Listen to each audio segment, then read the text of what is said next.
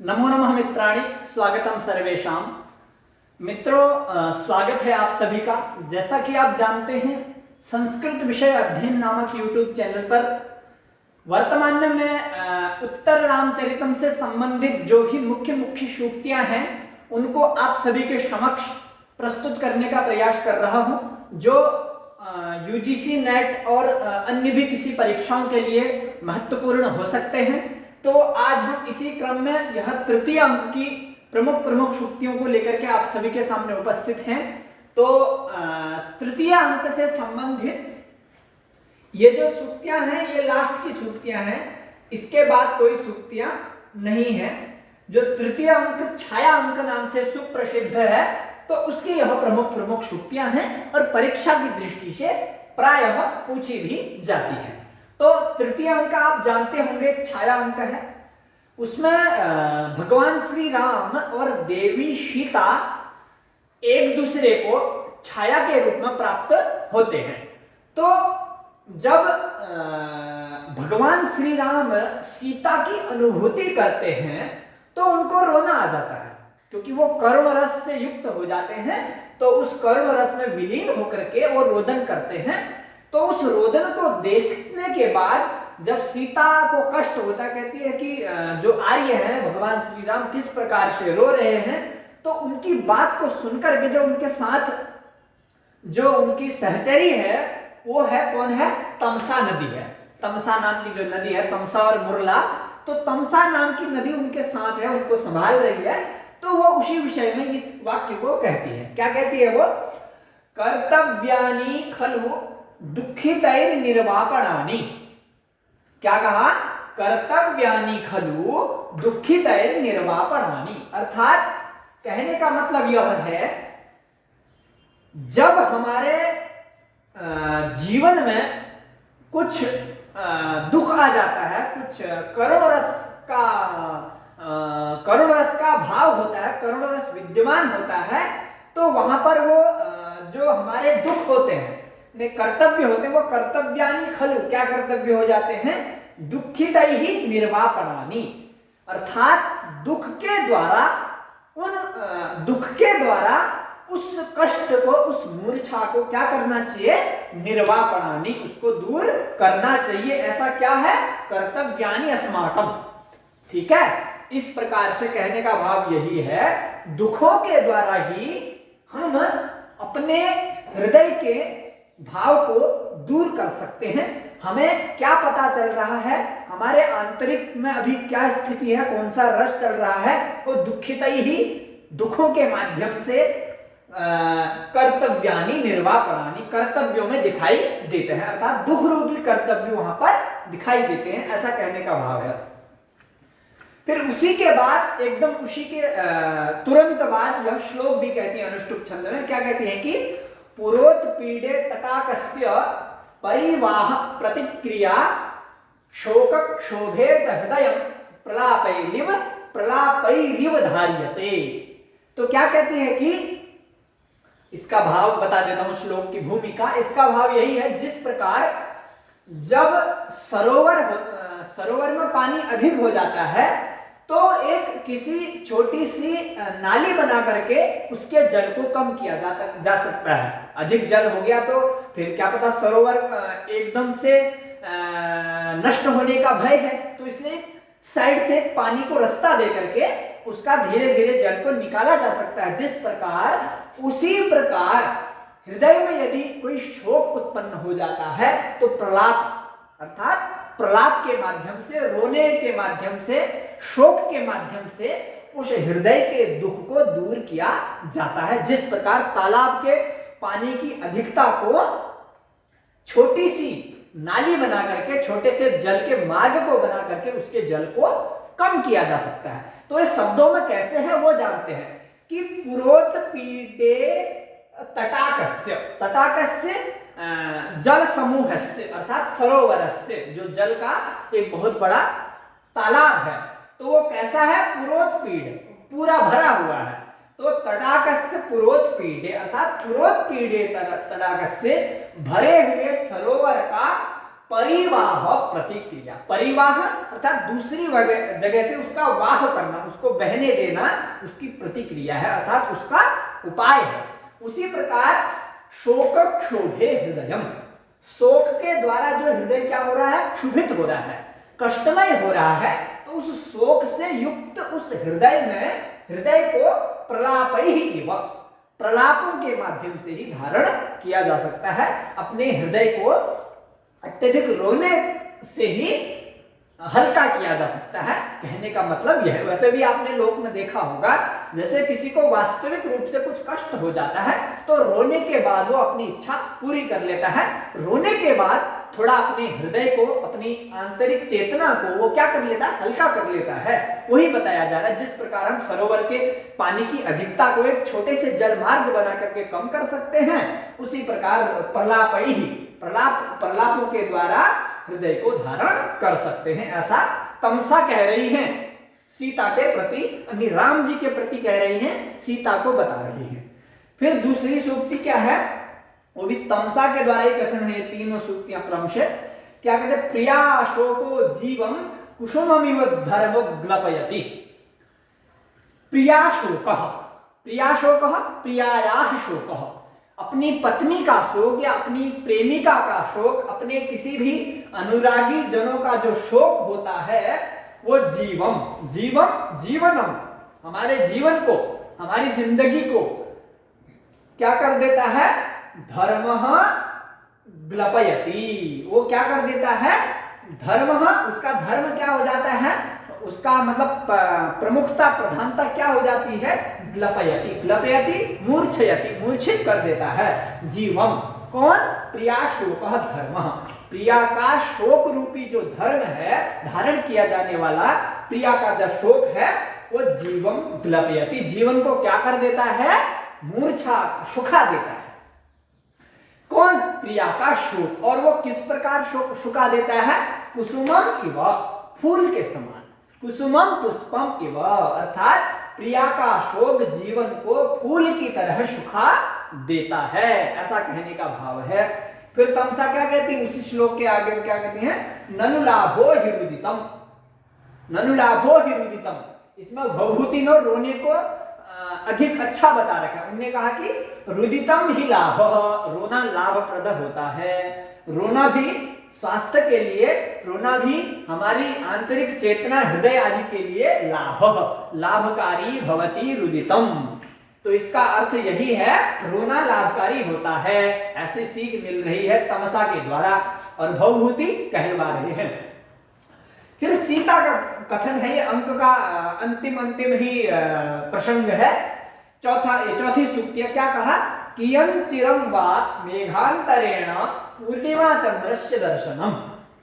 क्या कहती है, कियं चिरं वा मेघांतरेण पूर्णिमा चंद्रस्य दर्शनम।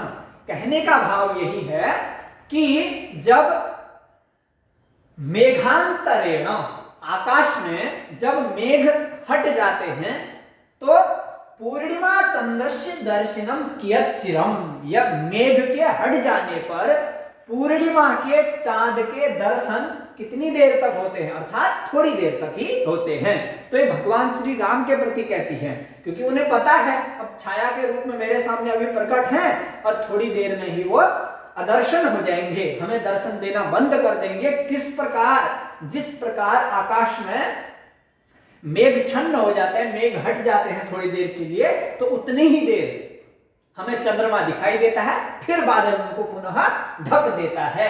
तो क्या कहा, मेघांतरेण, मेघ के दूर होने से, पूर्णिमा चंद्रस्य, पूर्णिमा के दिन के चांद का, दर्शन माने उसको देखना, कियत माने कितना, चिरम माने समय, अर्थात कितने समय तक होता है, अर्थात कभी समय तक होता है, ऐसा बताना चाह रही है। तो मित्रों, इतना सीता का कथन है। अब ये तृतीय अंक का अंतिम श्लोक है। इस तृतीय अंक का ही अंतिम नहीं, ये पूरे उत्तर रामचरितम नाटक का अंत भी कह सकते हैं, प्रथम भी कह सकते हैं और मध्य भी कह सकते हैं। यह श्लोक ही एक ऐसा श्लोक है जिसके माध्यम से करुण रस प्रधान इस नाटक को कहा गया है। इसी से करुण रस कि करुण रस का द्योतन इसी श्लोक के माध्यम से प्रदर्शित किया है महाकवि भवभूति ने कि करुण रस किस प्रकार होता है, क्या होता है, उसकी वास्तविक अनुभूति, वास्तविक प्रतीति क्या होती है, वो इस श्लोक के माध्यम से जाना जाता है। यह श्लोक अति महत्वपूर्ण है, इसे हमें अच्छे प्रकार से याद रखना चाहिए प्रति अर्थ को। और किसने कहा है, किस अंक में है, तो तमसा के द्वारा कहा है मित्रों, ध्यान रखें, मुख्य तमसा नामक नदी के द्वारा यह श्लोक क्या कहा गया है।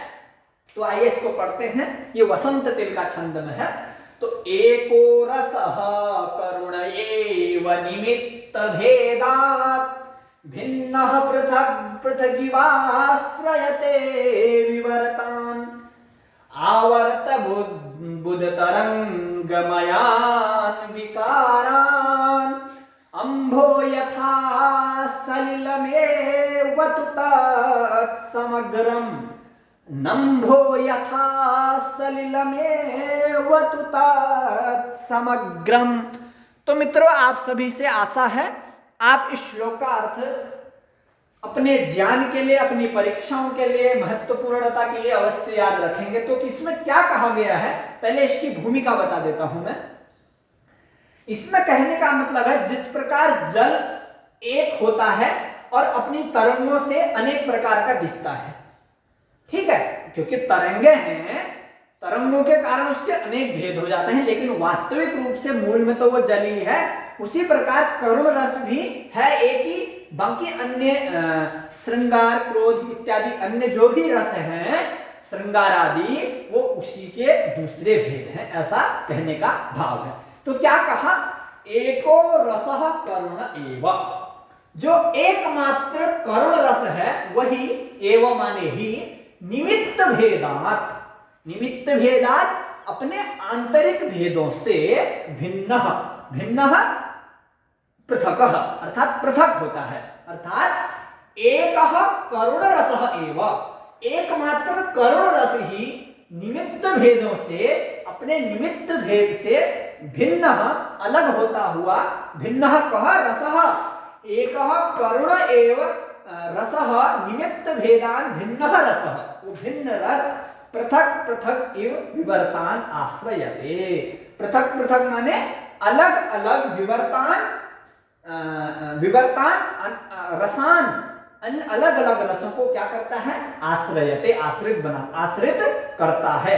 अर्थात एकमात्र अकेला करुण रस अपने निमित्त भेद से, अपने प्रसंग के आ जाने पर पृथक पृथक, अलग अलग, विवर्तान रसान, अलग अलग रसों को क्या करता है, आश्रित बनाता है, उन सबका आश्रित खुद हो जाता है। क्योंकि उत्तर रामचरितम में आप सभी ने देखा होगा, कहीं वीर रस भी उत्पन्न होता है, कहीं श्रृंगार भी उत्पन्न होता है, ठीक है, कहीं अन्य शांत रस भी कहीं दिखाई देता है, किंतु प्रधान रस, मूल रस क्या है, करुण है। अर्थात वो करुण के ही अन्य धागे हैं, एक करुण मूल उनकी जड़ है, मूल है, और अंत में श्रृंगार आदि रस भी हैं। उन अन्य श्रृंगार आदि रसों को वही करुण रस आश्रित करता है, उनका आश्रय स्वयं वही बनता है। ऐसा इस पहली वाली लाइन में बताया, और नीचे वाली लाइन में इसकी उपमा करी, किस प्रकार करता है करुण रस कार्य, वह बताया। कहा कि अम्भो यथा, अम्भो किसको, अम्भ किसको कहते हैं, जल को। तो यथा अम्भ, जैसे जल, आवर्त बुध बुध तरंग बयान, यहां तक एक कर्म आ जाएगा। जैसे यहां पर क्या था, विवर्तान, उसी प्रकार आवर्त बुध बुध तरंग मयान। आवर्त मतलब होता है जो भंवरा, जल में आपने देखा होगा, हम पत्थर डालते हैं या ऊपर से कोई तरंग गिरती है तो जल गोल गोल घूमता है, तो उसको कहते हैं आवर्त। बुध बुध बुलबुले जो आते हैं, और तरंग जो उसकी धाराएं होती है, मयान युक्तान, अर्थात भंवरे और विभिन्न बुलबुलों और तरंगों वाले को, अंभः उस प्रकार के विकारों को, उस प्रकार के भेदों को, अंभः आश्रयते, और जल उनको क्या करता है, आश्रित बनाता है, अर्थात खुद उनका आश्रित होता है। कौन, अंभः यथा आश्रयते, किम आश्रयते, कान आश्रयते, आवर्त बुद्ध बुद्ध तरंगमयान विकारान अंभः यथा आश्रयते तथैव तथैव भिन्नः रसः एकः करुणः रसः एव पृथक पृथक विवर्तान आश्रयते। उसी प्रकार वो करुण रस भी अनेकों प्रकार के रसों को आश्रय, उन सभी अनेक रसों का आश्रय बनता है। उसी प्रकार जल भी तरंग, बुलबुले और भंवरे इत्यादि का आश्रय जल भी होता है। और वास्तविक रूप से तो क्या है वो, तत्समग्रम तु सलिलमेव, किंतु वास्तविक रूप से तो सलिलम ही है, वास्तविक रूप से तो जल ही है वो, किंतु उसके वो अन्य भेद है। भंवरा उठना, तरंगे उठना, उसमें बुलबुले इत्यादि आना, वो उसके क्या है, भेद हैं। वास्तविक रूप से तत्समग्रम, सबके समग्र अर्थात वास्तविक रूप से तो वो सलिलम एवं जलम एवं विद्यते। ये ऐसा इस प्रकार से इसमें बताया। जिस प्रकार वास्तविक रूप से तो वो करुणी रस है, अपने निमित्त भेदों से अन्य रसों की अनुभूति करा देता है, उसी प्रकार वास्तविक रूप से जल भी अकेला जल मात्र है तो जल ही अपने भंवर आदि भेदों से, अपने तरंग आदि भेदों से अपने रूप को प्रदर्शित करता है। तो इस प्रकार से इस श्लोक का भावार्थ होगा। तो आप सभी से आशा है, जिसने भी यह वीडियो पूरा देखा है, आप सभी का बहुत बहुत धन्यवाद। और यदि आपको यह अच्छा प्रयास लगता है तो आप चैनल को सब्सक्राइब अवश्य करें और पढ़ने वाले जिज्ञासुओं को भी सूचित करें, उनको भी प्रेषित करें। आप सभी का धन्यवाद। पुनः अगली कक्षा में आपसे मिलता हूं, आप सभी को आपका पुनः स्वागत करूंगा। आप सभी का धन्यवाद। नमः संस्कृताय।